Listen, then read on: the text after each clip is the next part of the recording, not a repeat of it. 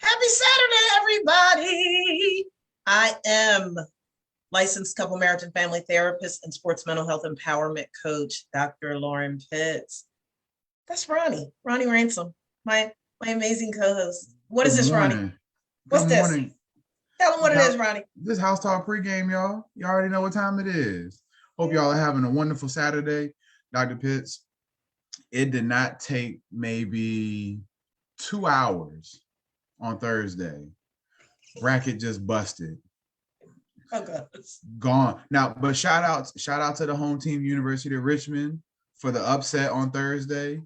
But for my bracket, I was a little salty because I really try every year to make a conceited effort to really make a flawless bracket. And it's always that one game you really sit there and look at, you like, man, like I know I need an upset in here somewhere, but it ain't gonna be this game. I know it ain't gonna be that game. And it be that game. Like it hurt your heart. What? I think after Thursday, I think there was only 1.7% of brackets remained perfect after Thursday. Wow. Yeah, because Richmond and St. Peter's, both St. Peter's was the biggest shock, obviously, because they beat Kentucky. It was a 15-2 game. And Kentucky was winning, pretty controllably for a Kentucky team. And then I look back, Kentucky been doing the darn thing for decades. What, man? Crazy. But no, y'all, so it's March Madness, obviously, and the madness has already begun. But we got the round of 32 games today, so definitely looking forward to watching some of those today. How have you been? How was your week this week? Ronnie, this week was actually really good. It's like the world is swirling, right? I'm still trying. I feel better today than I did all week because my body was still trying to adjust to daylight savings time. I don't know what it is about that 1 hour, but it throws me off. And I felt like I was drugged by a 634 pickup truck all week.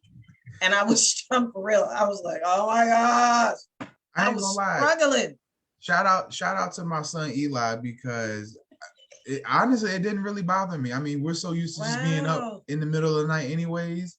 And I will say, with that time going forward, because he normally goes to sleep between 8 and 9. So with the time going forward, you think it would get bumped to 9 or 10. Nope. Like clockwork. When it hit 8 o'clock, I'm like, hey, look, time to start studying the back of the eyelids, sir. But did you say studying? The back of the eyelids? Did you say study in the back of the eyelids? You gotta study the back of the eyelids. Make sure they're good, make sure everything intact and everything. Study them. Ronnie, did you hear anything about one of my clients was actually telling me that there's been some chatter that Congress or the Senate or somebody they passed the law, so daylight savings is supposed to be going away. Did you hear that? So next year, so I think this fall it is still fall back. Time will still go back, and then when we come back around spring of next year, once it goes back forward, it'll stay that permanently. Okay, interesting. So I would imagine next fall of 2023. When it gets to November, time won't go back, so it won't get dark earlier. It'll just be the same. What it is. Which there are already a couple of states that I think Arizona's the only state right now that to my knowledge that doesn't recognize it anyways. They just keep it the same all year round. Yeah. That's interesting. I didn't, obviously we know that time is what it is all over the world and stuff like that. But that was actually an adjustment for me when I was living in Barbados, because they don't honor daylight savings. And it was like at one point I was ahead and then I was so confused. Yeah. I'm like, what time is it? I don't know what time it is. I've done, and I don't want to get too far into this, but fun fact for those who don't really understand why we do it. But so if everybody remembers in science class, you talked about, the sun, the Earth's rotation around the sun and how long it takes and rotating in a day. So, technically our days are not exactly 24 hours. They're more 23 hours and 56 minutes. Well, that 4-minute difference makes a big difference when you think about over the span of, years, decades, and centuries. You could have mess around where winter could literally be in July and Wow. spring and fall could be in December and January. So they added a leap day, and they've also done daylight savings and stuff, partly because to try and make sure that the seasons kind of stay where they've been historically. That's number one. Daylight Look, and savings they was wasn't planning for, look, they wasn't giving consideration to global warming because it's winter, exactly. spring, summer, and fall every day now. Well, go ahead. They're like, you got to pick one thing at a time. So Right. we'll work on this, then we'll worry about that. Somebody else's generation to worry about that. Right. Daylight savings was also added as a way to convince shoppers to stay out later, because when it gets dark earlier, nobody wants to be out if it gets dark at 4 or 5 in the evening. But if it doesn't get dark till 7, 8, 9 o'clock in the evening, now you want to stay out longer, and you're more likely to spend more money. So I don't need to be persuaded to shop, right? There's environmental and financial reasons why we have all these things in place. But yeah, so maybe doing away with it would be interesting to see how that does. Doing away with it. Okay. Maybe we'll also change our metric system from the imperial system to the metric system like the rest of the world. But whole nother story. Anyways, so look, y'all, we got another great topic lined up for you all. And actually, this is a topic because a lot of our, football student athletes are, this is something that they're super hyper focused on right now, which is, defining their performance. We know sports performance is the manner in which sports participation is measured. Sports performance is a complex mixture of biomechanical function, emotional factors, and training techniques. When an athlete and coach can isolate areas on which to focus in training, the ultimate result is likely to be improved. So we're going to be talking about how athletes can, especially during the off season, what are some things to be mindful of and how you can focus on, getting your overall sports performance, fine-tuned and ready for the next year.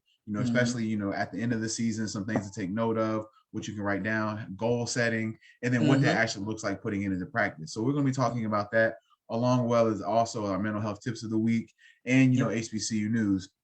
So, but if you're not aware, we're on HSRN every week right now, 11 o'clock a.m., but we're not live on HSRN right now. Right now, one of our pre-recorded shows is already playing right now. We also play also at 10 p.m. on Saturday. So, we're competing with Quiet Storm and everything, which I mean, hey, if I'm sitting at the table with Quiet Storm, as far as who gets to listen to us, I mean, hey, if you want to hear my voice and put you to sleep, hey, I'm down with it.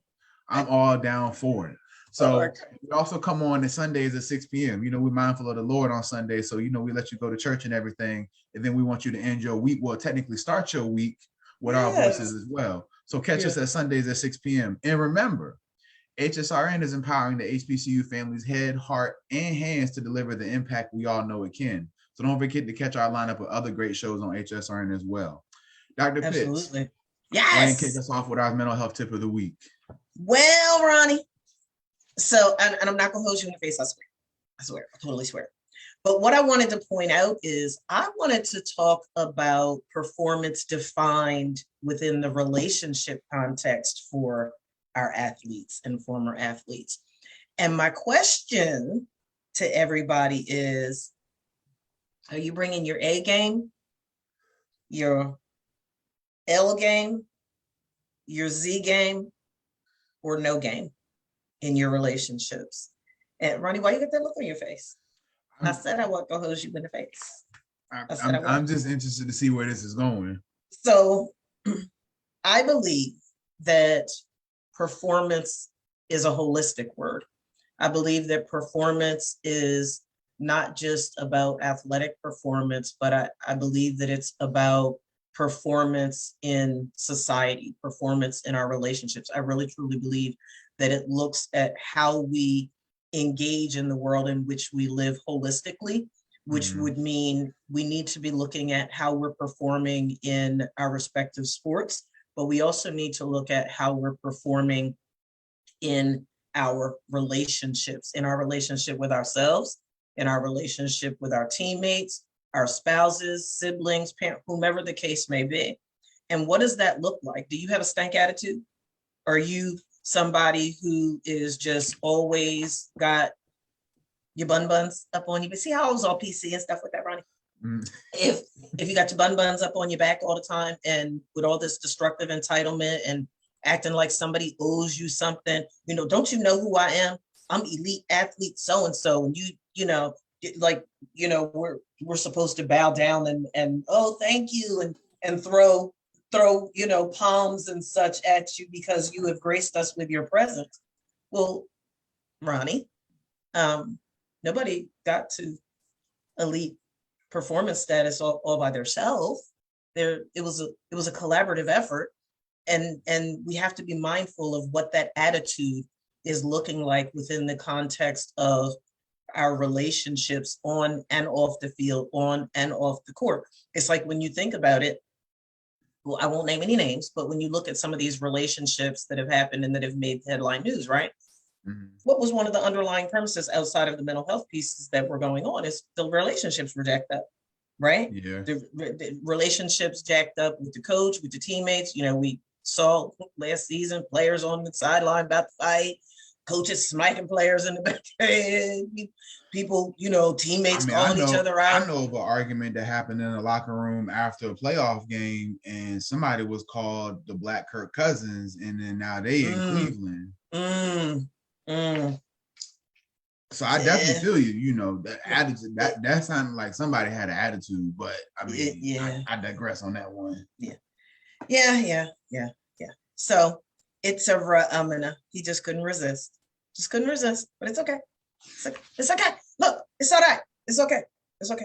And I mean, speaking of attitudes and relationships, also, I mean, I would imagine that if we agree to a deal and then the very next day you go get that deal elsewhere, I probably would feel a little salty too. I definitely would feel a little salty. I'm not entertaining you today.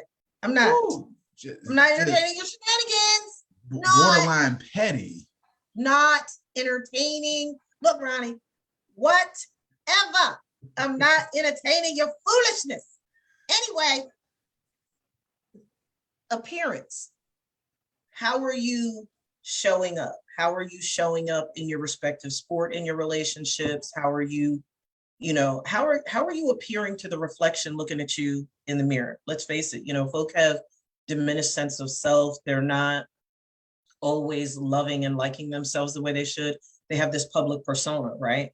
That says, I'm all that to soda, rebate, and a bag of chips. Just ask me. But they really don't like or love themselves. So I think that not only does bringing your A game and having the appropriate performance perspective in your relationships reflect your attitude, but it's also about your appearance. Like, do you really feel good? Do you look good? Do you look like what you've been through, Ronnie? You don't look like you've had 32 concussions. You don't look like somebody that takes a stab at my Dallas Cowboys every chance that you get. You just look like an amazing co-host that I absolutely adore, and I'm so grateful to be doing this show with. But, things aren't always, what's the mirror say on the card? Things are closer than they may appear. And then the last part that I just want to bring is, what do your actions say? When it comes to your A game, when it comes to performance defined in your relationship, is what you're saying out of your mouth lining up with your actions? There should be an alignment between actions and words. And I tell people this all the time, personally and professionally. Ronnie, when people show you who they are, believe them. I don't care how elite they are. I don't care how many zeros they have in the bank account. There is no amount of money that somebody can offer me to treat me foul. Sorry, not going to do it. I'm not accepting it from somebody broke. I'm not accepting it from somebody wealthy. I don't care where you come from or what you're about or how amazing you are. My self-worth says to fatal fire, I'm practicing to fatal fire with you and your zeros. If you think because you have the title of millionaire or billionaire because of your elite athletic status, that somehow means that you can abuse me, neglect me, or mistreat me, boo-boo. Sorry, it doesn't go that way. So when we get into this whole name, image, and likeness, and folk that are getting all puffed up and feeling, because the reality of it is there are some. Everybody's not humble when it comes to name, image, and likeness, Ronnie. Let's keep that real. So So you got money for name, image, and likeness. So I need folks to pay attention when it comes to their attitude, their appearance, and their actions as it relates to performance defined in their relationships. Bring your A game, folks. Bring your A game. And if you don't know how to bring your A game, there's books, videos. YouTube is your friend. There's books, videos, you have YouTube. You can call us. We'll tell you. We will tell you how to define your A game in your relationships. That's all I have, Ronnie. That was a good tip. I like how you tied all that together. And I think to your point about especially when there are certain athletes out there who they believe the hype and the notoriety and the persona that their athletic image gives them, which I mean hey, to each his own. Rightfully so. You did the work, you put in the effort, you go out there and perform on the court, field, whatever the case may be. However you want to celebrate and express your excellence, cool. However, I think to your point, I think you have to be very mindful of like I think one of the unfair stereotypes of athletes, especially is they got money and women will flock to them because of their money and stuff like that, which I mean obviously that happens, we know that happens. And so I think as much as this is on the athletes, I also think to the women who are listening too, I think being mindful of, and I always have this conversation with women, because I think when you look at like an athlete who has, a name, image, and likeness deal, or a professional athlete who has a big contract, I think oftentimes they fail to get like what you think that relationship will look like is not what is not what a typical relationship would ever look like. Right. It's not, and that's just because of the athlete, their schedule, their responsibilities, their expectations, just as to be the athlete. Even at the college level, like when me and my wife first got together, when we first started dating, that was one of the first things I told her. I was like, look, when this season starts, I can't give you the time that that you think a relationship is going to give you, because I have to give a certain amount of energy, time, and effort to this, is because this is how I got to where I am. So I cannot just give less and think I'm going to get more the same of what I'm getting in return. And for some people, they feel like, oh, well, I'll get the material end of it. I'll get the money. I'll get the, the cars and all the nice stuff that comes along with being in that relationship. But that's not what keeps the relationship strong and, the foundation strong. That's building a house from the top down, not from the top down, not from down up. Right. So I think also, I think it works both ways, just as the athletes, like, look, if your expectation is that, because you have material things more than others, that you get privileges or rights to, people's, emotions, bodies, or whatever the case may be, you're going to set yourself up to be in a world of trouble. Or you could set yourself up to be associated with something that might tarnish your image, and you can't get your image back. Right. As we've seen before, so you have to be very mindful of that. Like, just because I think I've been having this conversation a lot with teenagers over the last couple of weeks. And you tell me how you feel about this, because I think this ties into this point very well. I think as teenagers, obviously, the closer you get to 18, the closer you get to, graduating high school and all that. That urgency in your brain of like, I can't wait to get out the house. I can't wait to get away from my parents. I can't stand y'all. I can't wait to be an adult, because I ain't doing none of this. I ain't taking none of that. Like, I'm gonna do it my way. I'm gonna do what I want to do and be happy and all that. It sounds good, but I think what teenagers don't realize is that responsibility of becoming an adult is coming whether you are excited about it or whether you're hesitant about it. Or scared to death. It's coming one way or another. Right. But oftentimes when they say be careful of what you wish for, be careful what you ask for, it's because not that you shouldn't ask for it. It's because, are you going to be surprised when it happens, or are you going to be prepared for when it happens? Right. Oftentimes teenagers, when they get so excited about becoming an adult, or they're scared of, becoming an adult, they don't prepare for when it happens. They're not prepared for that moment. It catches them off guard, or they're shocked at how it really is. I always tell boys, like, you have a son. I imagine when Yeah, he was yeah. a teenager, the last thing he wanted to do was do his chores, listen to you. Your voice was probably just a nagging nuance in his mind. It happens. Mhm. You know, from 13 to 19, y'all don't know nothing. Y'all just, oh, whatever, leave me alone. I got this. I got it figured out. That's how we think as boys. And I tell us, like, we don't value those things because it's not our responsibilities. That's not something Mhm. that if we don't do it, well, I got mommy to come behind me and do it at the end of the day because she gonna get Mhm. tired of looking at it, so she gonna do it. Mhm. But when you become an adult, that's your Mhm. responsibility. It might be a small thing, but that gets annoying after a while. When Mhm. something you've been told to do and you don't want to do it, now that you have to do it and you're not prepared for it, then your Mhm. expectations change. You get frustrated with yourself because you know yourself can't meet the expectations that you've already had in your mind for years. Mhm. So to that point, a lot of our athletes, when they get this responsibility of becoming an adult and also becoming a multi-millionaire, now especially with college athletes with these NIL deals, you go from being broke to thousandaires and millionaires literally within a Mhm. semester.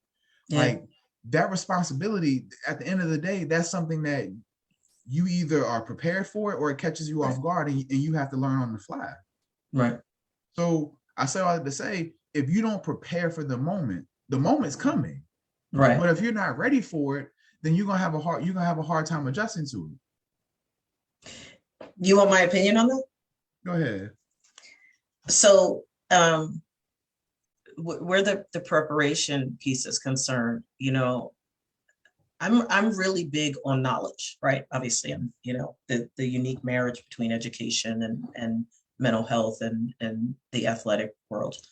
I think that it's absolutely imperative for people to acknowledge what they don't know. We know that it's been said that people perish for lack of knowledge, and there's so much truth to that, right? What you did, and I've said before ages ago on the show, one of the biggest lies that we were ever told is that what you don't know won't hurt you. That is a bold-faced lie. What you don't know can kill you, Yeah. and you have to be willing to educate yourself.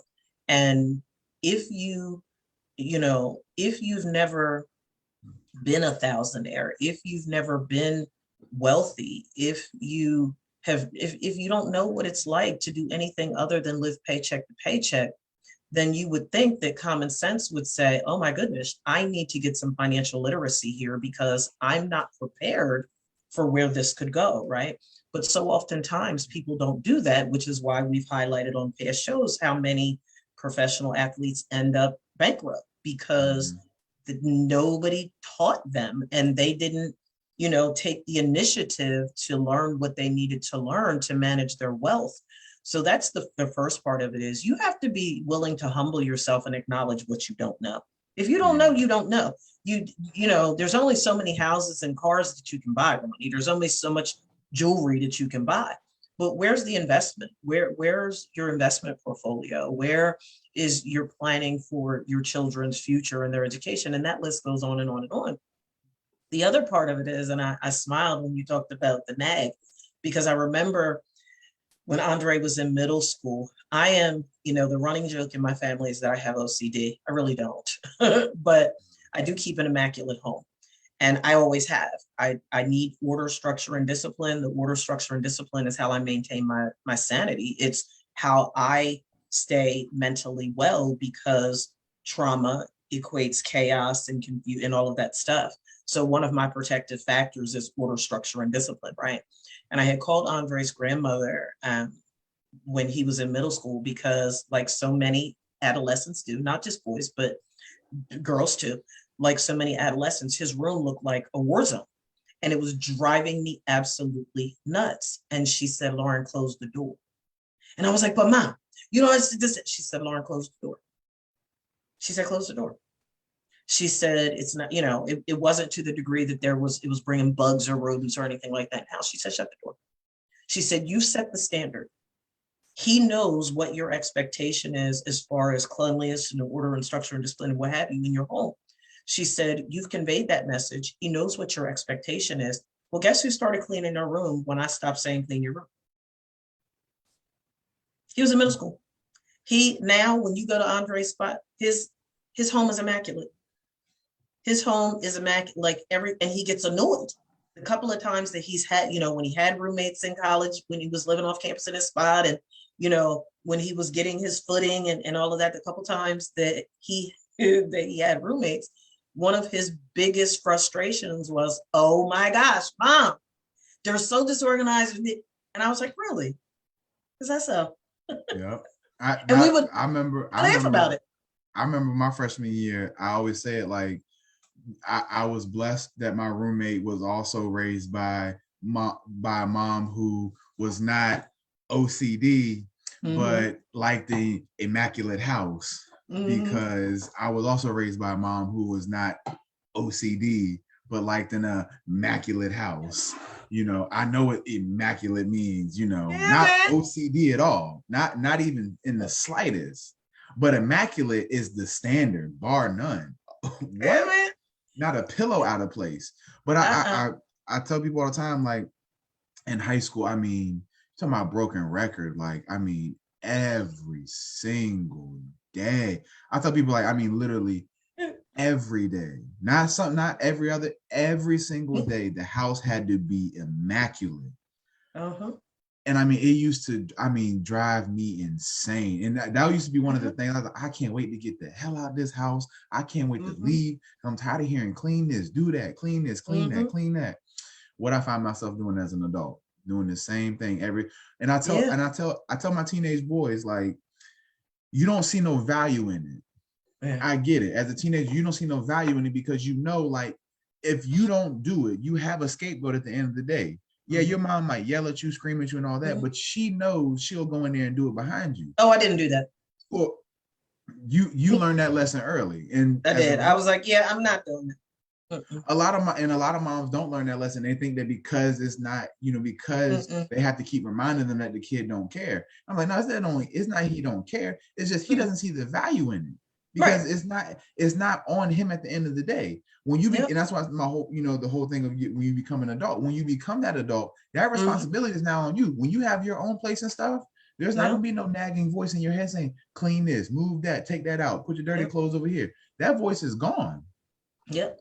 But like you said, that conditioning of setting that standard of what it should look like when you have your own stuff. A lot of times parents don't think that the kids are observing that and understanding that. But kids always, when they are forced and it's a fight or flight, they will always resort back to what they've been conditioned.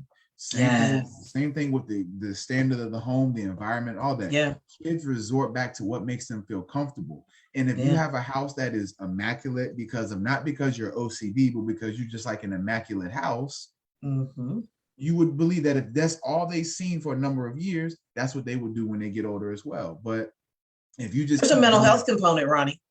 Yeah. It's kind of like a tough love situation. It's like, look, I've showed you this. I always tell parents, like, you showed it to them one time before, like, set the standards, set the boundaries. And be done. Here's the other thing too, and I want to get your opinion on this before we move on. I assess people particularly, obviously, when we were seeing clients in person, when I was still seeing clients in person, I could assess a family by the condition of their home. I can assess a family by the condition of their car. I can assess a family by, and this is going to sound OCD, but it is, but Ronnie, I need you to back me on this because I'm right. If you walk into someone's home and it is just chaotic, is that not a reflection of what's going on with them mentally? Think about that. If the home, when we look at hoarders and stuff, part of it, right? We can walk into a home. When I walk into someone's kitchen, right, and I get the jokes. It's like my pantry is shelved. My pantry is front shelved, and I spent the first 3/4 of my career in the hotel restaurant industry, Ronnie. So looking in my pantry, I tell people, you should be able to look into your cabinets. You should be able to look into your pantry and do a quick scan and create your grocery list. Right, that's kind of what we do in a sense. Yeah, it's order. It's order, and when your home is in chaos, it's a reflection. And people can disagree with me, but I feel that from a mental health perspective, I feel very strongly that when your car and your home is in a persistent state of chaos, it's a reflection of your life. Oh yeah. Now I will say there are moments where, you know, I might have things strategically placed. Mm-hmm. You know, that's what I have things strategically placed. Like I know exactly where it is. Mm-hmm. And if it's not in this spot, then I feel discombobulated. Ronnie, you should see my seasonings cabinet. People be like, who front place? You know, it's great. Like my wife is like, she's very big on organization and stuff like that. And like she has our spices labeled. She has like things in like the containers and whatnot. And I'm like, you know, I guess guys, like that's something that I wouldn't spend 30 seconds on even entertaining. Like it's cabinet. I know exactly what's supposed to go in here. I know exactly what's supposed to be there. But I mean that's how y'all I think, tell me if I'm wrong. Mm-hmm. I think the reason that you all females, not all females, but I think the ones who kind of have this tendency of not OCD but immaculate. He got jokes. He keep taking stabs at me. You see this, y'all, right? He keep jugging me. He's a bear poker. I like how you tried to justify. The bear's maul will maul you to death. You see him keep poking me. Go ahead. Because that's such a mom answer. Like you can't get more of a mom answer. I'm not OCD. I just like things to be immaculate. Like what? Like that is such a mom answer. Like, anyways. Yes. I think the reason that the immaculate mothers like things so organized is because I think oftentimes, I mean, in y'all's nature, y'all are nurturing. Y'all are, you know, naturally y'all wear y'all's emotions on y'all's sleeve in a way where it's like, emotions can be chaotic and be all over the place. But when things are structured, things are organized, things are just concrete, it brings, it's one less thing you have to worry about and make sure that it's okay. And I think for y'all, when you know things can be, when you can have something that is organized to the point where you don't have to waste a second more of like, is this straight? Is this perfect? I think it kind of, it's like a coping skill for y'all. Like having that structure and organization is like a coping skill for y'all to have one less thing to worry about. Y'all are natural warriors. Well, see, that's just it. I'm not a worrier. I've never been a worrier. But what I will tell you is, and that may be the case for some women. I totally agree with you. Yeah, I said not all of them, some of them. But for me, the order, structure, and discipline that I require in my home is a protective factor. Because for me, anytime there has been chaos or disarray or things out of order in my life, for me, no matter how small or great, it represented a magnitude of pain. And that's the God's honest truth. So for me, having order, structure, and discipline, and everything has a place and everything should be in its place. Like right now, the running joke is in my home. Like right now, if Eric yelled upstairs and said, babe, where's the soy sauce? It's the second cabinet from the stove to the left, the second shelf up in the back left-hand corner. And oh, by the way, I have a photographic memory. So literally, and he jokes all the time. He'll say, watch out when Lauren closes her eyes. Because if you ask me something and I go like this, I'm seeing the picture in my mental Rolodex of where it is. And I can tell, and it blows his mind because he's like, babe, how did you know? Well, can you get me something? Well, where is it? It's in my nightstand drawer. It's in the top. My nightstand drawer has 3 drawers. It's in the top drawer, in the middle, in the back. It's face up, it's face down, or whatever. Because order is a lifeline for me. When I don't have order, I feel like I can't breathe. And I've never had an anxiety attack or a panic attack in my life, but I don't want one. So for me, it's a protective factor that keeps me sane, that keeps me grounded, and that keeps me feeling safe. Because I'm a firm believer that if this area of your life is in disarray and disorder and in a persistent state of chaos, what do we know to be true, Ronnie, when it comes to mental health? Stuff tends to roll over. And it literally, it's like a tidal wave coming in. Like you can see disaster coming. You can see it. And then before you know it, you're wiped out and you're like, how the heck did we get here? But it was building up to it all along. It's also a Oh, fiscal responsibility thing. I'm not spending money on unnecessary groceries because I know right now that there's 12 cans of corn in my pantry. I know right now there's 4 jars of ragu spaghetti sauce in my pantry. I know right now there's where one large pack of flour tortillas in my pantry. I need to talk to your son. I know he probably needs. I don't even. I've never had I a don't need conversation with your therapy. Stop son. saying that. I know he got PTSD. Like I. He does not. Look, let's move on. I want to let folks know real quick. I'm going to give you this announcement. I'm going to give you the HBC news that I have, and we can keep it rocking. So Got you. for folks in the Dallas-Fort Worth Metroplex, on Saturday, April 23rd, yours truly, I'm actually speaking at a sexual assault awareness event. It's called Speak Our Truth, presents the second annual charity pop-up shop. It's being held at the River Legacy Park at 701 Northwest Green Oaks Boulevard in Arlington, Texas, 76006. Tickets are $15. You can go to the speakourtruth.org website to grab your tickets. We are all about supporting survivors of rape, sexual assault, and gender violence. Ronnie, it is just such an extreme honor and a privilege to be able to support this effort, to be one of the panelists that will be speaking at this event. I'm super duper duper duper duper excited about it. And I want all of our listening audience that's in the Dallas-Fort Worth Metroplex to get a ticket, to come out to the park. It's going to be food and fun and shopping and just all types of amazing stuff. Just come and have a blast and support this amazing cause. For those of you that are not in the Dallas-Fort Worth Metroplex, my plea to you is to go online and get a ticket anyway. Go online and get a ticket anyway, just to support the cause. There is extraordinary work that is being done, and we need to raise awareness about sexual assault and gender violence and rape in the Black and brown communities all over the country. And this is just going to be a tremendous, tremendous event. It's $15, y'all. $15. You have $15. You do. I know gas prices are high, but you have $15. And I'm asking you to support the Speak Our Truth organization and donate that $15, even if you're not in the area.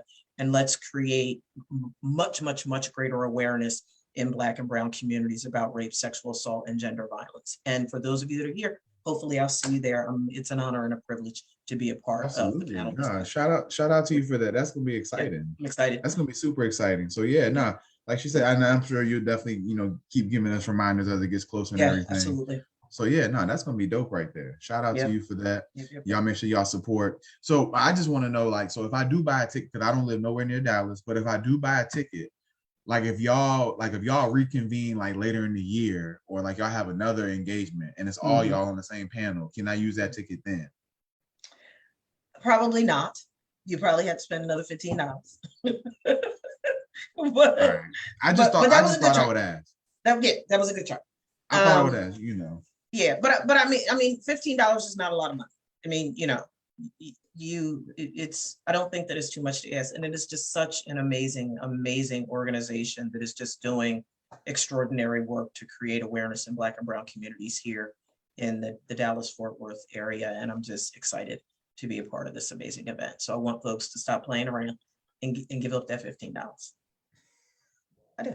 Yeah, that's what's up. Now, definitely keep us updated as it gets closer and everything. I will. And how we can get tickets and all that. So shout out to you for that, and everybody else who's going to be on the panel and speaking there as well about this powerful and much needed conversation that we need to have. Unfortunately, we need to have it, but it's definitely something that needs to be had. And appreciate you sharing your insight and knowledge when that time comes. So Oh, did you have any HBCU news? Yeah, Ronnie, I just wanted to point out that on Thursday, just on the 17th of March, that HBCU students went before a congressional hearing to share their angst and resilience about the bomb threats. And I just, we had touched on it on a previous show, but I just wanted to point out, because I don't think that we gave the specific statistics about it when we first mentioned it. But on January 31st, and again on February 1st, at the beginning of Black History Month, 24 HBCUs received threats that bombs were going to explode on their campuses. Since the beginning of the year, at least 36 HBCUs have received 54 such threats. Morehouse College in Atlanta received a bomb threat on Tuesday, prompting students to shelter in place. These threats have been made, officials told the committee, through phone calls, emails, instant messages, and online posts. So there was just a number of conversations around that. They highlighted that there are more than 100 HBCUs in the US. It's 106 or 107. I think it's 106. Yeah. According to the National Center for Education Statistics, many of these schools were established before or shortly after the Civil War, while representing about 3% of American colleges and universities. HBCUs enroll approximately 10% of all Black students. Alumni include Vice President Kamala Harris, Toni Morrison, Thurgood Marshall, Spike Lee, and Samuel L. Jackson, and many members of Congress. So they went in strong. So we'll see. We will see. They are considering these threats hate crimes. So, when folks get caught, because I believe they will be caught, when folks get caught, those charges that they face will be federal charges representative of hate crimes. They're gonna have to go sit down. Justly so. They're gonna have to go sit down for a while. Yeah. So let's just keep our HBCU families in prayer, all of them in our prayers, but particularly because this is traumatic. This is traumatic for the students, the administrators, the staff that are on these campuses, as if to suggest that there's not enough traumatic experiences going on in the world already, that we have to take the hate that exists in this country to a whole nother level with this foolishness. And it's so disheartening, Ronnie. It's so disheartening that hate is still as much alive and well as it's been for hundreds of years here in this country. It's just it's despicable.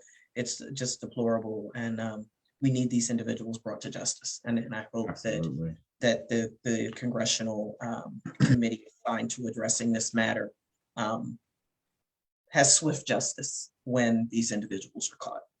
So and I think one of the incidents, it was like teenagers who were doing it, like 14, 15-year-olds who were making the threats and everything, which is just like, I mean,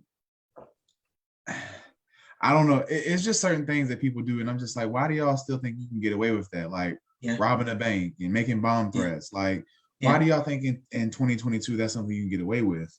Right. But no, I if I was a student, if I was a student, period, that'd definitely give me cause for concern that, even though, I would like to think the chances of it are like highly unlikely, but it'd be that one time where it's just like, dang, it happened. So I hope they can figure that out and, make sure these schools are as protected as possible. Right. So some other HBCU news. Was that the only HBCU news you had? Yeah, that was all I wanted to share today. So Jackson State is going to be having their spring game live on national television. I think they're the first HBCU to have their spring game on national TV.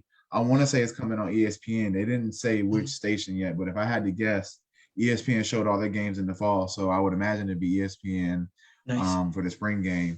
Yay. And also some sad news. Virginia State's head coach Reggie Barlow is leaving. Oh wow!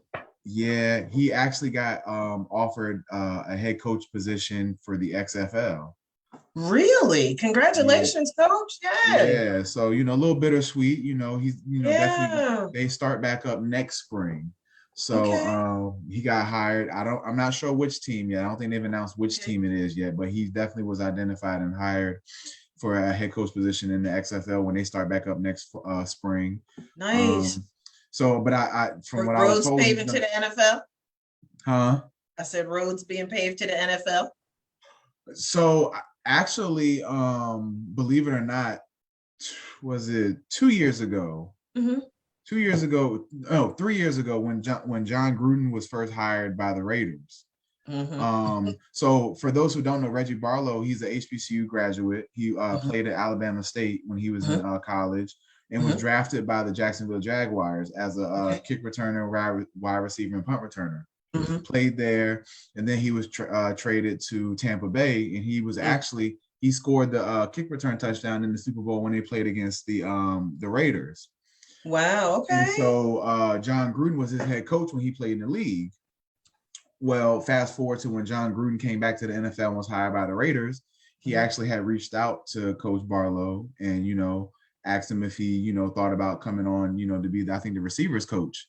Oh, wow. To my knowledge, he mulled on it and then ended up, not accepting it and stayed at Virginia State, which, was, I was like,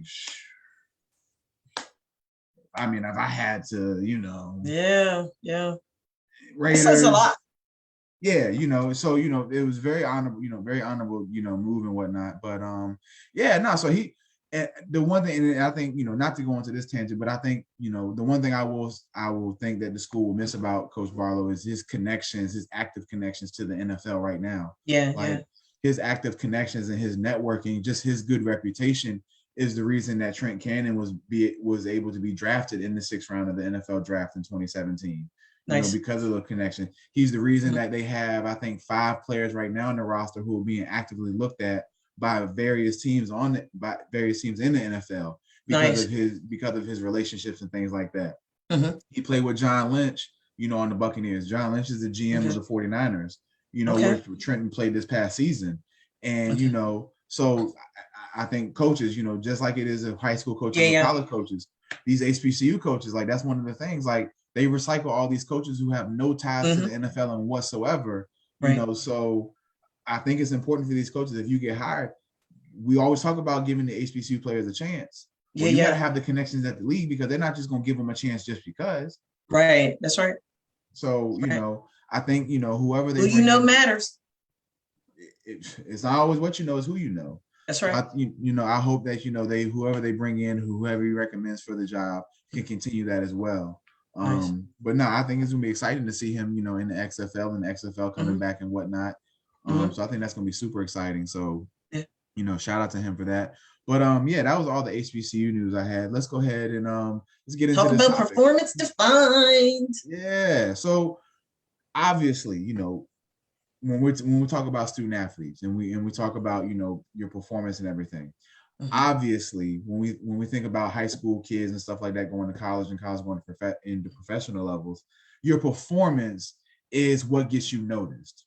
Yes. Your play, your abilities, your talent, the things that you just can't measure. You can't measure, speed. I mean, you can measure speed, but you can't coach speed. You can't coach size. You can't coach talent. All these things that go tie into your performance, they get you noticed. They get you your recognition. They get you your notoriety, your buzz. All these things. How do you get yourself in peak performance and peak shape, but also understanding the development and the stages that your body has to go through all the way from little league to high school to college to the professional levels. So we're definitely going to talk about that, some of the pros, the cons, and things to be mindful of as you get your body in peak physical condition. So I think it would be fair for us to start all the way back, at when we talk about, peak performance. Let's start off with little league and high school expectations and things like that. Because obviously, Dr. Pitts, the landscape of sports has changed so much over the last, 20 years. It used to be where it wasn't uncommon to hear where a kid just started to play football, basketball, baseball, their sophomore, junior, or senior year of high school. And they come to find out they're really good at it. And they get a scholarship, they go to a big school or whatever, and they become, a star or whatever. That while that still exists far and few between now, what we've noticed is obviously as sports become, more popular and more famous amongst more Americans and individuals around the world, there's more money. And with more money brings in more business-minded aspects of it, which means that everybody obviously, like we've talked about for this whole show, and the premise of this show is that getting kids and older student athletes to recognize that while yes, your sport can be very lucrative for you in the long run, the lore of it, the idea of it, the dream of being a professional athlete can be just as threatening as it can be rewarding. Absolutely. And how much you invest in it, in your body, your mind, all those things. Your parents' money for participation. Exactly. The stakes of that has increased exponentially over the last 2 decades because I would say for me, I first started noticing it when I was in high school and stuff like that. You had kids in other sports like basketball, baseball, and stuff like that, where they're in 5th, 6th, 7th grade, and they're getting offers by D1 schools. Wow. There was this girl on the soccer team my senior year. She was a freshman. We actually had her come out and try out on our football team as a freshman to be the kicker. Wow. Because when she got to our high school as a freshman, she already had committed to Michigan State on a full ride soccer scholarship. Wow. Coming into high school. Wow. Had already been offered, already committed verbally, obviously, because she wasn't old enough to. But she had already had that locked up. She had that locked up in middle school. Wow. And you're just sitting there like, wow. Like from even just from the college perspective, how do you look at this 11, 12, 13-year-old and you're like, oh, that's it. That's the next phenom. Like, we got to get them now. Yeah. And obviously, if I was in that position at that age, I mean, hell, like you talking about what we talked about earlier, your head being inflated. Yeah. Right. Couldn't tell you nothing. What, man? Shoot. You already couldn't tell me nothing with the little bit of notoriety I had already as a 3-star athlete. God forbid I was a 4 or 5-star athlete at 11, 12 years old. I mean, but that's when my grandpa would pluck him in the forehead. Sure. And tell him settle down. He was the king of plucking. I think that part of it is extremely important when we talk about performance, because what that does is it starts to set a standard and an expectation that, and I'm very honest with student athletes who are in little league, high school and stuff like that. I'm very honest with them, not to kill their dream, but I think oftentimes our dream can cloud our reality. And understandably so. As a kid, obviously, you're just not physically developed enough to really understand, like, with dreams, there are realities as well. There's expectations, realistic expectations of how you accomplish something. We know that, obviously if I say, I want to go be a millionaire, I just can't say it and think it's going to happen. There has to be a plan, preparation, execution, things like that.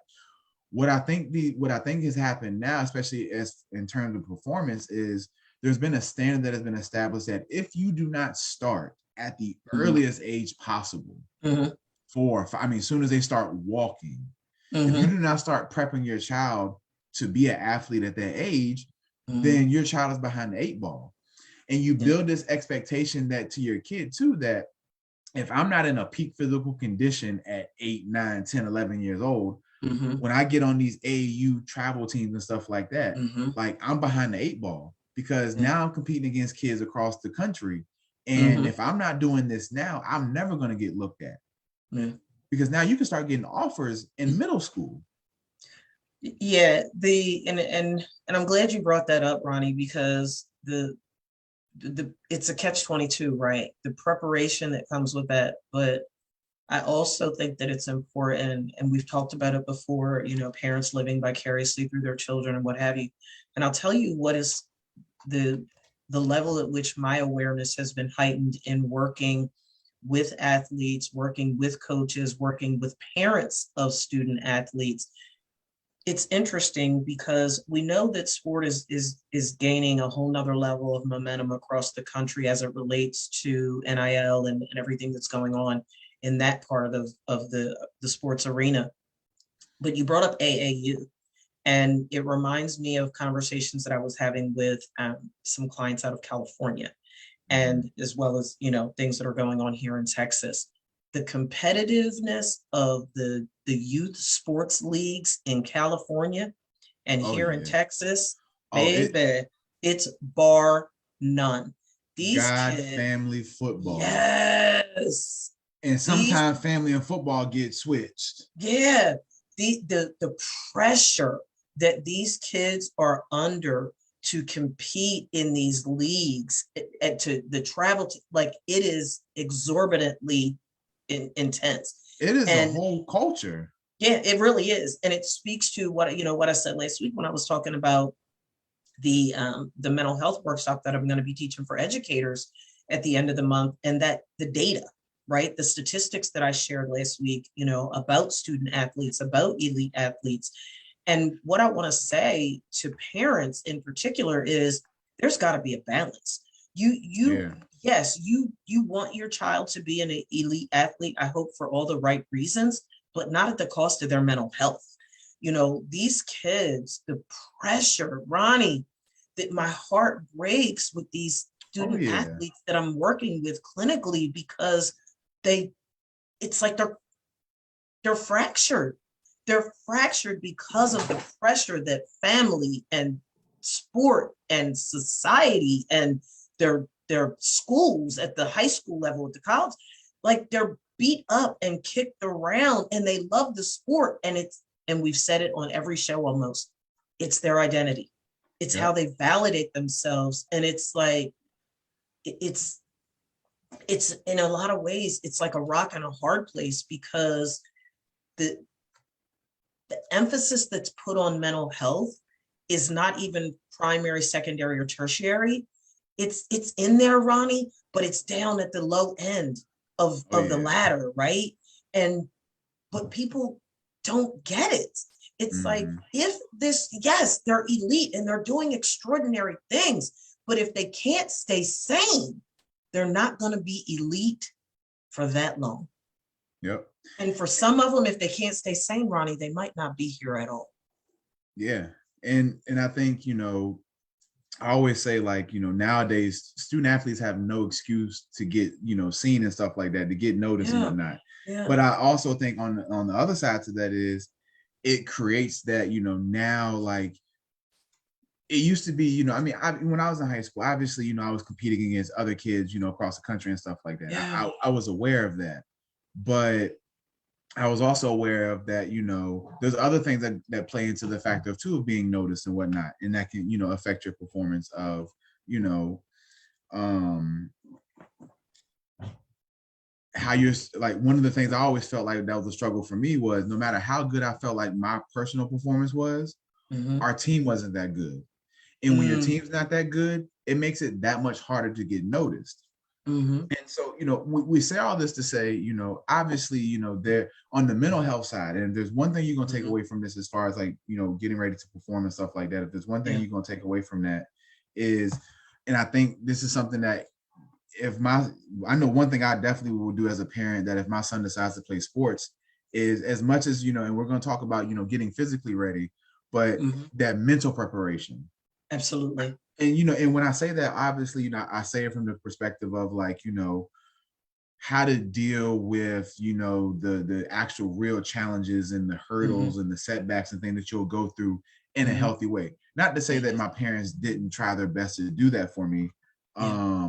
But there was things that I've experienced Mm-hmm. that if I'd have known how to really understand the magnitude of, what it means to, have your identity wrapped up in this so tight and not really Mm-hmm. think about outside of it, I think Mm-hmm. things might have been differently. So those are things that I'm mindful of. So when we talk about the mental part of this in your physical performance, you have to have a balance and understanding that if you do not prepare mentally, Yeah. then like you said, you can be the most talented person in the world and your talent can get you very far. But if Mm-hmm. you're not prepared for the setbacks and stuff like that mentally, it can zap you of all the physical performance you Oh, have. yeah. And we see that now, like in a sense of, to give an example of the Brooklyn Nets, Ben Simmons, when he was with the Mm-hmm. 76ers, Yep. he Yep. Yep. literally has not played this season, partly because he had a back injury, but majorly because of a mental health issue Right. of not being mentally prepared as much as he is for his physical part of it. Yeah. So with all that being said, let's talk about, because obviously, Dr. Pitts, people are still gonna play football, people still gonna play Yeah. basketball, still play Oh, yeah. baseball, and they still gonna try, do their hand at the lottery of making it to the professional leagues. Yeah. So how do you get physically ready for your season and stuff like that? And so with it being in mind, once again, student athletes, I'm gonna be very honest with you all. Keep in mind that competition is starting way earlier. For me, Yeah. when I really took football seriously when I was in middle school and stuff like that, my parents, I was blessed enough that my parents put me in a position where I had a gym that was built in our garage, when I was in middle school. And from 13, I started working out, I mean, hard at 13 years old. By the Mm-hmm. time I became a freshman in high school, I was already benching 245. I was already squatting well over 300 and was Wow. deadlifting, almost 400 pounds as a freshman. because I knew early on, but once again, I recognized early on that I had to be at a certain standard now if I was going to get recognized. But I didn't just get that way overnight. It took a lot of preparation mentally as well, but also the physical preparation. So what are some things that we can start to do when we start getting ready for physical preparation? Number one, and I say this all the time because, like I said, I started working out heavy at 13 and 14. Obviously, now that I'm older, I've read things and I've talked to, student athletes in high school and stuff like that about, when should you start working out, when you start lifting weights and things like that. If I were to go back and do it all over again, I think one of the things that I didn't really stress enough growing up was, the plyometrics and things like that, like stretching, having good motion in your body and stuff like that. Because one of the things I have researched and read on as I've gotten older is that, starting, working out heavy weights and things like that at early age, especially, in your teenage years, can stunt your growth. And it can stunt your height. It can stunt your, your bones growing properly. It can stunt your tendons and your ligaments and all that. Doing heavyweight exercise and stuff like that at an early age can kind of hinder you in a sense if you don't take proper care of your body. I think one of the other things, and this is probably the most overlooked thing for athletes, is the nutrition part of it as well. We're going to get into that. But so let's before we get into the nutrition part, let's talk about the physical things. One of the things you should keep in mind is varying your workouts. Obviously, kids recognize, if they're good at a sport, like, kids who play multiple sports, typically they know that they're good at one more than the other. For me, I played, football and track. I know football was my bread and butter, but I enjoy track. So varying my work, there was different workouts in track than there are in football. And one of the things that coaches always look for, especially college coaches, is looking for how well can you vary your talents? How well can you vary yourself as an athlete? If you're only focused on one sport and you're one sport specific, obviously there are workouts that are geared to that one sport. But just doing things specifically, targeting, specific muscles. I'll give you a great example. You can tell somebody who doesn't work out their legs because up top, they can look like, just Arnold Schwarzenegger, but at the bottom they have pencil legs. Because they're so focused on training their upper body, they give no attention to the lower body. You have to vary up your workouts. And even then, one thing, again, stretching. I can't tell you how important stretching is for an athlete. Because if you go out there with your muscles cold, you haven't stretched, especially hamstrings. If there's one thing that's going to go on an athlete, especially athletes who rely on speed and quickness and agility, it's your hamstrings. If you do not do a proper warm-up, not only stretching and whatnot, but a dynamic warm-up, where you're moving, plyometrics like leaps and bounds, squat jumps, lunges, even mountain climbers, burpees, things like that, things that get your muscles warmed up and going. Because as you get older, your body does not recover like it used to when you're younger. Especially when you play a sport like football. You have a hard game where you might have played the whole game and it goes to overtime and stuff like that. That beating on your body that you take every week, it takes a while for your body to recover as you get older. So if you're not taking care of your body beforehand with stretching, making sure your muscles are warmed up and loose, and then doing workout. I'm glad we're talking about workouts and stuff like that, because if there's one thing I gotta say, athletes, please, please, please, please, please master the technique of workouts before you start trying to impress everybody and load up weight. Wow. Especially for my male athletes, because here's what happens when you're in high school. I had to learn this the hard way. Like I said, I started lifting weights very early my freshman, before my high school career. So by the time I got to high school, I was relatively strong for a freshman. And, part of our gym class was we would go in the weight room. Now, me being, young and dumb and stuff like that, I already know I'm strong. I'm the strongest one in class off jump. So, but my technique on squats was trash because all I thought was like, oh, well, I can lift heavy weights, the heavier I get, I might have to sacrifice technique a little bit. But at that time, I didn't understand the value of mastering technique.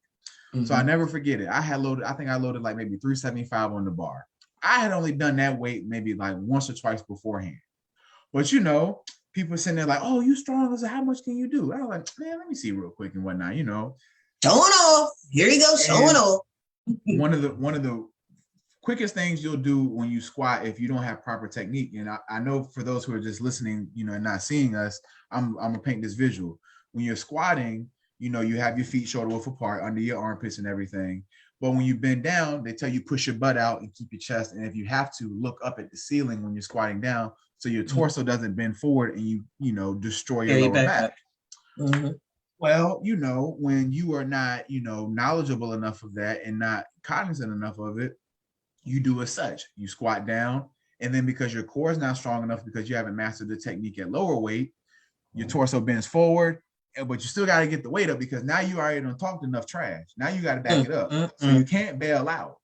So now you got to see it through. And when you rack that weight, when you feel that lower back tighten up and it make you cripple and drop, then you'll learn to master your technique. Wow. Athletes, I know it feels good for the ego to, be able to bench press 400 pounds, squat the whole gym, deadlift a horse. I get all of that. A horse run. It sounds good. It feels good. All of that. But if you do not master the technique, especially in high school, if you do not master the basic fundamentals of how to do a proper squat, how to bench press properly and save your shoulders, how to do deadlifts and save your back and your upper body and stuff like that. If you do not learn the proper technique with just the bar and lower weights, you can lift heavy weights. I promise you, you'll get strong, but you will destroy your body if you do not have proper technique. So if there's anything, first and foremost, any strength coach, anybody who has any sense about them, they will tell you, master the technique. The weight will come. It does no good to squat 700 pounds and you're doing a quarter squat when you can simply squat 400 pounds and do a whole deep squat, and you'll get more effective workout with the 400 pounds than you ever would with the 700. I want to incorporate something, and I'm gonna do it as you bring each one up too, because I want to make sure that folks are able to connect the athletic performance to the relational performance piece that really weaves them together with the mental health piece. So when you're talking about the workouts and the need for variation, I would also incorporate consistency in that variation, right? Not doing your workout all willy-nilly and not varying your workout in a chaotic way, but actually having a method to your madness and how you do that. But that same consistency is necessary within the context of your relationships too. Not the appropriate show to go into technique in relationships, but I mean, he was talking about physical performance, so we're not gonna do that. This is not that show. I'm just saying. But definitely needing to have a consistency in how you're showing up physically, though. And I think that it's really important because, when we talk about the health and strength and integrity of relationships, there needs to be a consistency, right, in how you're showing up, physically. Are you there? You hit the nail on the head, Ronnie, when you were talking before we jumped in about, the conversation that you had with Mrs. Ransome before she was Mrs. Ransome about your presence, your availability during the season. And folks need to understand that, because there is a consistency with that, right?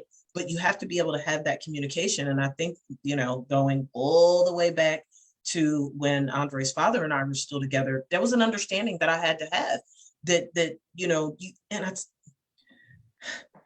it's really hard to be an anxious, preoccupied, insecure attachment style and be in a relationship with an athlete. The two just do not go well together. They're not good bedfellows. Not at all. No, because the demands that are on you all athletically, from your physical fitness to your mental fitness to your time demands and all of that, there has to be a level of consistency that will not only serve you well in strengthening your performance as an athlete, but that will also strengthen your relationships too. So I wanted to plug that as well. Go ahead. Definitely. And you actually mentioned something that was leading me into my next point. When we talk about, how to, make sure you're staying on top of your physical performance, tracking and measuring your performance during training. Obviously, when you're a college athlete and professional athlete, you have strength coaches and things like that who they map out your entire workout for the entire season, off season, the whole 9 yards. But, obviously when you're in, little league, high school, things like that, that might not be something that is easy to do. But one of the easiest things you can do to measure your progress is, I always tell people, obviously you have the scale and things like that. Mm-hmm. And for our student athletes out there who are listening, who struggle with, weight challenges, whether it's, weight, body dysmorphia and things mm-hmm. like that, or any eating disorders and things like that. When it comes to physical performance and things like that, the scale, from somebody who has dealt with being big their entire life, the scale can be your best friend or it can be your worst enemy. Mm-hmm. I will say this, for those who like to be very mindful of their weight and things like that, especially athletes who struggle with, being overweight and things like that. Mm-hmm. If you're going to weigh yourself, you either should do it every day or don't do it at all. And the reason I say that, because there's a million people out there who will say, oh, do it once a week, or oh, do mm-hmm. it every other day, or whatever the case may be. The reason mm-hmm. I say do it every day or don't do it at all is because your weight is going to fluctuate whether you like it or mm-hmm. not. However, if you want just from a weight perspective, if you want a realistic picture of your weight, it is best to weigh yourself every single day. Because give you a perfect example. If you start off Sunday weighing 180, right? Mm-hmm. And you come back around to the following Sunday, you don't weigh yourself again, and you weigh again on Sunday and you weigh 180, you'll believe that you haven't lost any weight or gained any weight that whole week. Mm-hmm. But if you weigh yourself every day, and on Sunday you're 180, Monday 179, Tuesday 177, Wednesday 181, and it fluctuates, and you do the average. And let's mm-hmm. say your average ends up being 178. Mm-hmm. You've lost 2 pounds on that week. Granted, I know what it says on that day, but you have to take the averages. That's why I tell mm-hmm. people, if you're gonna weigh yourself, either do it every day or don't do it at all. Mm-hmm. If you also, another way to track your progress is pictures. Mm-hmm. I always tell people, if you really want to see your body transform, because sometimes the scale will lie to you. It'll lie mm-hmm. to you more times than not. But if you really want to see progress, take pictures, take before and after photos, a front mm-hmm. photo, a side photo, and then a behind photo. Mm-hmm. Because what we know is, as you train your body, as you get bigger and stronger, muscle weighs more than fat. Mm-hmm. So let's say, for example, you might be a little overweight, you might got a little pudge of a stomach and whatnot, but you're lifting weights and things like that, and the scale's not going down. And you get defeated and you feel like you're not doing anything.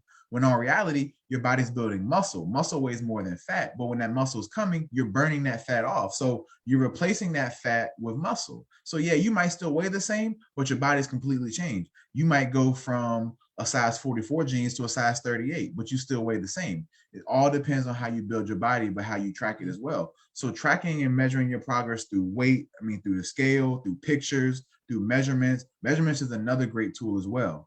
Measuring mm-hmm. your arms, your chest, your mm-hmm. hips, your legs, all those things are great mm-hmm. ways to measure and track your progress, but being consistent with that. Mm-hmm. Like Dr. Pitts mentioned. Oh, go ahead. Well, I was just going to say that ties relationally, that ties into the growth mindset.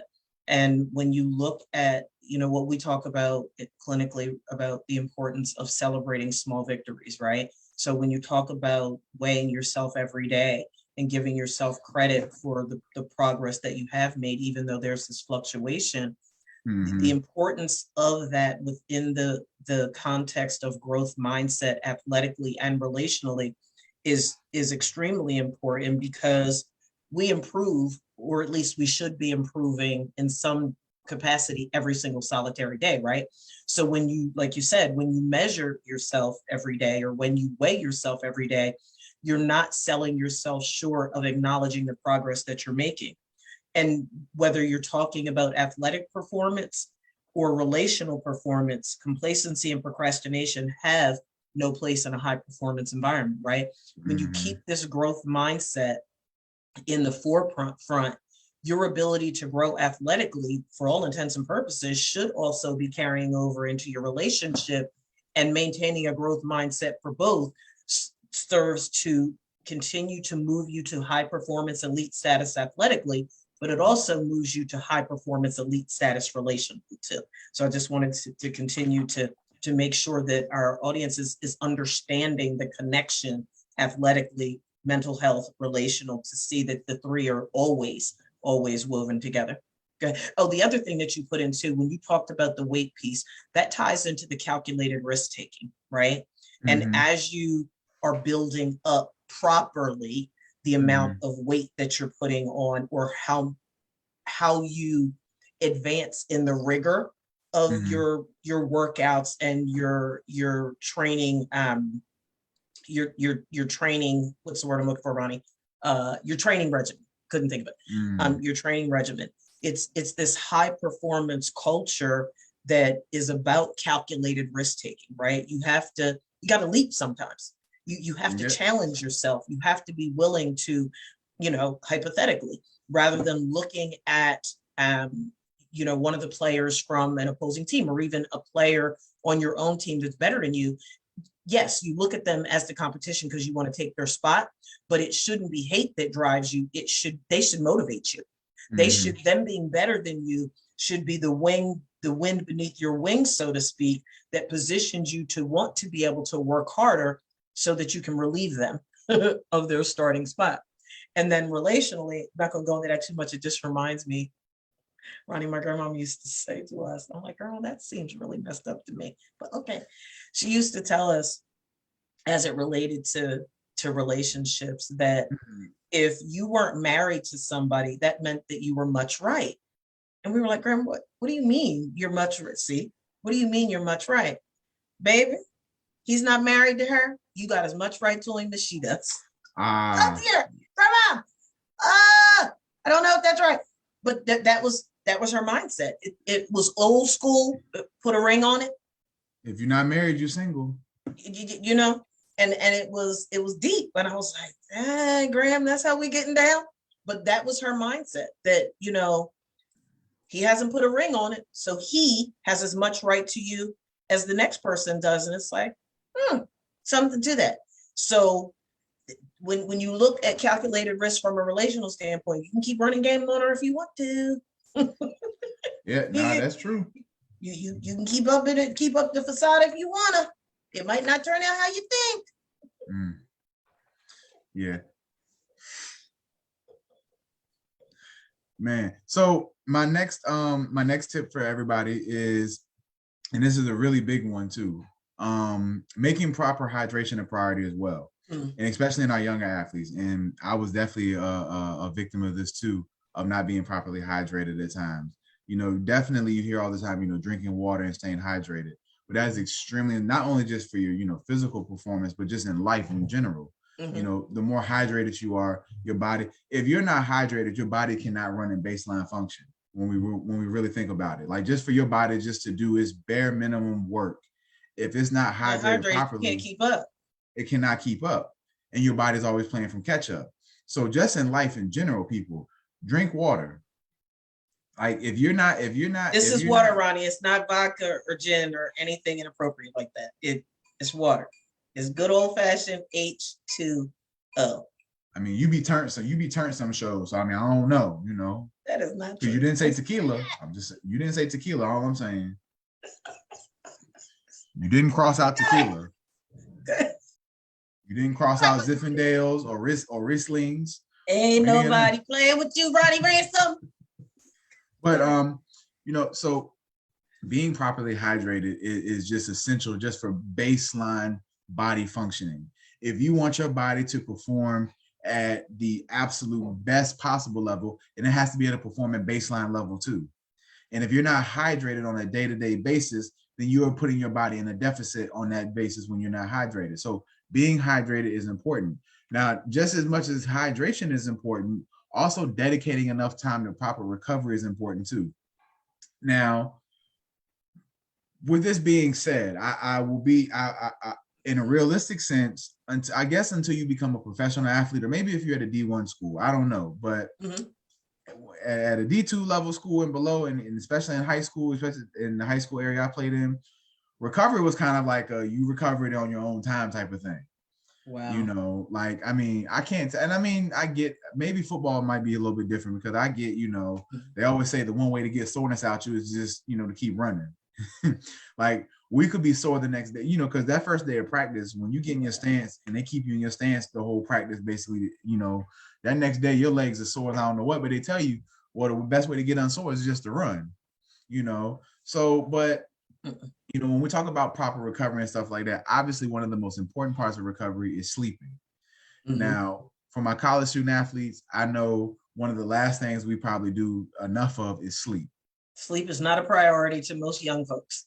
Yeah, I mean, shoot, if I got 4 hours, it wasn't when I was. Yeah, I mean, sleep. Who needs that? I can sleep when I'm dead. That's what I used to say. You know, I mean, 3-4 hours of sleep, I was good to go. I might have been tired, but when I had to perform, I had to do what I had to do.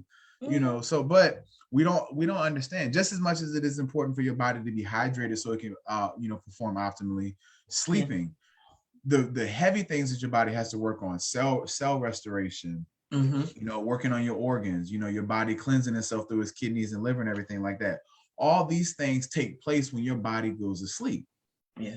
But we don't understand that if we don't give our body adequate enough time to sleep, which, and I've been doing some research on sleeping and stuff like that too. I've seen a lot of things where, maybe sleeping 8 hours in a row is not actually a realistic human thing. Maybe our bodies our bodies were designed to sleep in 4-hour increments. I've seen things about that. But however you recover, however you can get any type of recovery is extremely important, because if you run your body ragged, this is something that a lot of people don't talk about, especially for basketball players. And I've heard it been talked about before. Maybe when we get Chris back on the show, this is something we can talk to him about. Next week? Wait. Hey, go ahead, keep talking. He's coming. One of the things that we do not talk about enough is, especially for players who play on like hard surfaces like basketball, volleyball, things like that, is that when you do that at an early age for so long, like you run the risk of, by the time you get to college or the professional levels, your body is shot. Because when we think about sports at a high level, at any level, little league, high school, college, professionals, when you're that upper echelon athlete and you're that upper echelon of competition, your body is asked to, do something at a high level for a prolonged period of time. Yeah. When you do that at an early age, starting at 9, 10, 11 years old, and you do that literally all year, like for people who do AAU basketball all year round, when do you give your body a chance to ever rest? Right. So yeah, we have 5, 6, 7 years. By the time you get to college, a lot of these players, their knees are shot by the time they get to the professional leagues. Yeah, Coach Lore, Coach Chris Lore, and we have Coach Ronnie Caney is with us next week too. They'll both be able to Coach Ronnie Caney is going to be back with us too. So that's going to be a powerful, powerful show, because they've both been coaching for years. Good show. So that so they'll both be able to speak to that, what that looks like from a longevity perspective, and how all that plays out. Yeah, they're both with us next week. So because that definitely, that definitely can affect your body in the long run, especially playing basketball, all that jumping up and down and stuff like that on your knees and your joints and everything. Can definitely be, speaking of your knees and joints and stuff like that, a body part that is severely underlooked and not really brought a lot of importance to, especially in recovery and training and stuff like that, is our feet. Wow. Players, yeah. Take care of your feet. Yeah. Obviously, your joints, your shoulders, elbows, wrists, knees, all that are ankles, all that are extremely important. But your feet, as an athlete, literally, unless you are a rower, rowing, equestrian, all the rest of them require feet. everything, and NASCAR. NASCAR is a sport too, because that's control. Yeah, now you got to drive. You need your feet to drive. Well, yeah, but I mean, you're not really putting not pressure on your feet like all the other sports are. But all the other athletes, like your feet, you are on your feet the entire time you're competing. Yeah. If you don't take care of your feet, and now, men, I know a lot of men are skeptical on pedicures and stuff like that. Look, you can tell them, man, I got to think about pretty feet. A man with pretty feet. I don't want clear coat on my nails. You can tell them no.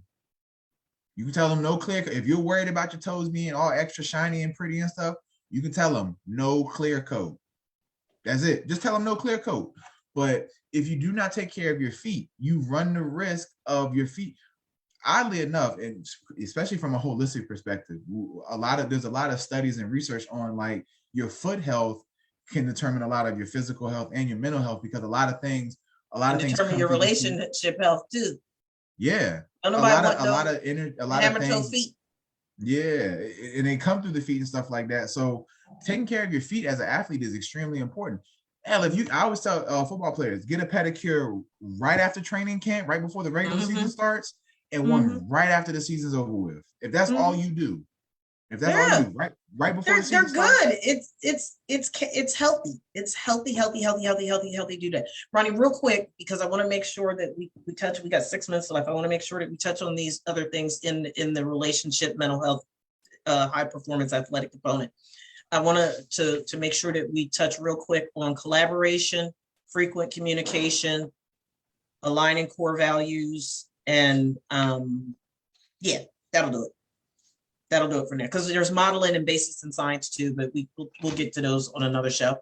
But I think that it's really important for folks to understand that when it comes to high performance, when it comes to really shining and making your way to that elite athlete status, into that elite relational status, it's a team effort, right, Ronnie? Like this is collaborative. Like, how did you, real quick, when it came to your weight regimen and your workout regimen and all of that, like, who advised you on that? Did you just wake up one day and be like, oh, this is what I'm going to do? Wasn't there somewhere along the lines where you collaborated with somebody to learn the technique to properly have, of how to squat or whatever it is? Speak to the collaboration piece real quick, and then do communication and core values. So yeah, and there was one other tip I want to add into about physical performance once we get through all that. But to answer your question, so when I really started getting heavy into like working out and nutrition and stuff like that, my parents did the best they could, and I appreciated, for the resources they provided me. But one of the things I really did was, I never forget, it's a store, I don't know if it's all over the nation, but it popped out on the East Coast called Five and Below. Oh, they're all over the place. They're here. Yeah. So, and they had, we were in there one day, and they had Virginia Tech's strength and conditioning book. Oh, nice. Like for their football team. Like it was really just a regular book in the store. It had a whole bunch of copies of it. And so that's why when I was in middle school and starting in high school, that was like my first guideline on how to like work out and, things like that. Like, it had football specific drills and all that. And then when I was in high school, when I was a junior, I met up with, who was actually one of my very best friends now, Carlton Harris. He was the football coordinator at a training facility in Richmond. And I started working out with him, and then he became my personal trainer. And he was a college athlete. He was a track athlete. He played at Marshall for football and all that. And his knowledge and stuff like that, he took me to the next level. And so, yeah, collaborating along the way, if you don't know, ask. It's okay to ask questions. It's okay to, really figure out what you can do and everything like that. So I know there's two other things we had to get to as well. Give your last tip real quick, and then I'll circle back to those last two and have you give a tip around them. We'll connect the dots relationally, and then we're out for today. So my last tip, and this is also all of them are important, but this is super important as well. Athletes, when it comes to putting stuff in your body to help with your performance and everything, be very mindful of what you put in your body, as far as protein powders, creatine, BCAAs, amino acids, all those things. Be very, very careful, because Vitamin Shop and GNC, all those items in there are not NCAA regulated, not all of them. So, and then another thing, a lot of those items are not FDA regulated either. So just because they have an ingredients label on there, because they're not FDA regulated, a lot of them don't even have the stuff they're supposed to have in them. So be very mindful of that. If you want to take something, if you're in college, take it to your athletic trainer. They can look it up. They can do the research. If you're in high school, take it to your coach or take it to your athletic trainer in high school. But do not just put anything in your body because you see an athlete or somebody taking it, or you see it on TV and it tells you it gets you stronger and bigger. Don't believe it. Do your research first. Yep. So then, the last two things that we really want to highlight and make this connection for you between high performance in sports, high performance in relationships and mental health is the importance of frequent communication. The high performance culture is about frequent communication with athletes. You need to know. You need to, again, what you don't know will hurt you. It's like Ronnie said, if you don't know, ask. There's so much of this that requires you to be humble in order to be able to advance to elite status in your athletic performance, in your relationships, or what have you. You got to be able to communicate effectively. Ronnie, touch on that real quick, and then align it with core values, and I'll wrap us up and sign us off for today. Absolutely. So, when it comes to communicating, as an athlete, you have to, really, especially in college, you have to really have a good relationship with your strength and conditioning coach, your athletic trainers and stuff like that, because they are your physical lifelines as far as your performance, your health and all that, because they're the ones who can be helping you work on your body to get you to the next level or get you to your peak performance. So if you're not able to communicate with them, or if that relationship is strained or it's not a good one, if you can repair it. Yeah. If not, then that's a conversation maybe you and the coach need to have, because if you can't have that good communication, then you might not be getting everything out of it that you need. Yeah. And as far as core values goes and stuff like that, at the end of the day, as an athlete and things like that, you have to, yes, you want to, be the best in your sport, excel at your sport and all that, but you have to have, the values of hard work, your leadership, your confidence, your intent, the things that you cannot be coached or skilled up on. You either have it or you don't. Right. So if you don't have it, work on it, but don't fake it. If you don't have it, people, especially athletes, we can tell when you're being real or fake, especially when it comes to leadership and things like that. So your core values have to be in place, and you have to have boundaries that you stand on, not only as a student athlete, but as a person in general. Indeed. And it's Captain Obvious when it comes to relationships. Your relationships are governed from your ability to be your authentic self and show up as who you really are. And who you really are is governed by your core values. It's governed by your moral code and your moral compass. It's governed by your belief system. So look, folks, that's all we have for you today. I am super, super, super excited. And as a rule, we don't announce the topic that we're covering the following week, but I need everybody to know, because I want them to tell every single solitary person that they know. Ronnie, next week, we're talking about handling mistakes. And Coach Chris Lure and Coach Ronnie Caney are going to be here with us. They're going to share their journey as former scholar athletes and what it looks like coaching these young people and the whole 9 yards. I am excited to talk about making mistakes and handling mistakes and what that really looks like. It is going to be a powerful, powerful discussion next week, folks, that you don't want to miss. Tell everybody about it. 2 great coaches are joining us. Look, folks, that's it. That's all we have. Ronnie, it's supposed to be 77 degrees today here in Fort Worth, Texas. I'm out of here. I feel you. Everybody have a great weekend. Enjoy yourselves and be safe. Bye, everybody.